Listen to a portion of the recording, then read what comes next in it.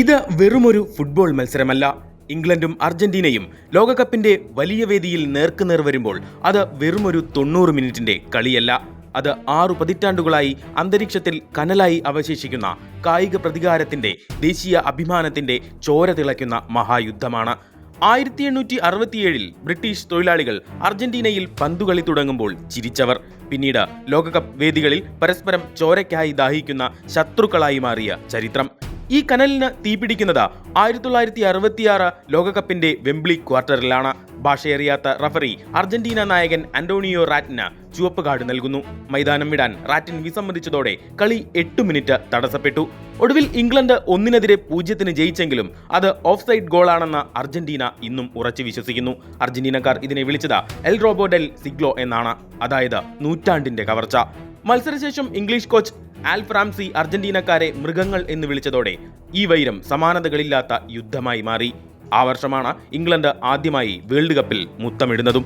എന്നാൽ കഥ മാറിയത് 1986 ഫോക്ലാൻഡ് ദ്വീപ് യുദ്ധത്തിൽ തങ്ങളുടെ സൈനികരുടെ ചോര ചിന്തിയ ഇംഗ്ലണ്ടിനോട് പകരം ചോദിക്കാൻ ഒരു അവതാരപ്പിറവി മെക്സിക്കോയിലെ അസ്റ്റെക്ക സ്റ്റേഡിയത്തിൽ അവതരിച്ചു. സാക്ഷാൽ ഡീഗോ അർമാൻഡോ മറഡോണ.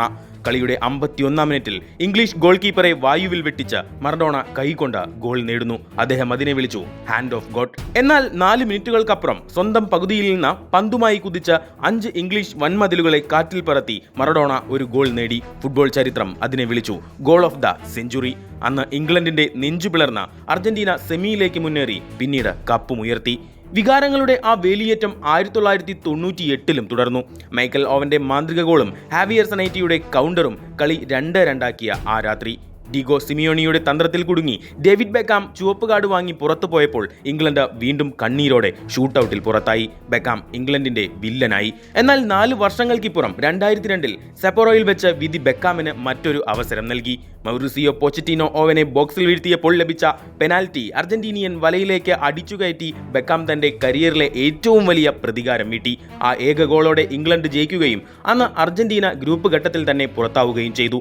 ഇതായിരുന്നു ലോകകപ്പിലെ അർജന്റീന ഇംഗ്ലണ്ട് അവസാന മത്സരം. 2005 നടന്ന ഒരു സൗഹൃദ മത്സരം. പിന്നീട് ഇരുവരും നേർക്കുനേർ വന്നിട്ടില്ല. അന്ന് ആ സസ്പെൻഷൻ കാരണം കളിക്കാൻ കഴിയാതിരുന്ന 18-കാരൻ പയ്യൻ ഇന്ന് ലോകകപ്പിന്റെ ചരിത്രത്തിലെ ഏറ്റവും വലിയ ഗോൾ രാജാവായി. നിലവിലെ ചാമ്പ്യന്മാരായ അർജന്റീനയെ വീണ്ടും ഒരു ഫൈനലിലേക്ക് നയിക്കാൻ മെസ്സിയുടെ രൂപത്തിൽ ഇറങ്ങുകയാണ്. മറുപുറത്ത് വർഷങ്ങളുടെ കാത്തിരിപ്പിന് വിരാമമിട്ട് ലോകം കീഴടക്കാൻ ഇംഗ്ലണ്ടും. ചരിത്രവും വികാരവും അഭിമാനവും പ്രതികാരവും ഒന്നു ചേരുന്ന ഈ മഹായുദ്ധത്തിൽ ആര് ജയിക്കും, ആര് ഫൈനലിലേക്ക് മാർച്ച് ചെയ്യും? കാണാം ഫുട്ബോൾ ചരിത്രത്തിലെ ഏറ്റവും മഹത്തായ ആ അധ്യായം. സ്പോർട്സ് ഡെസ്ക്, തനിനിറം.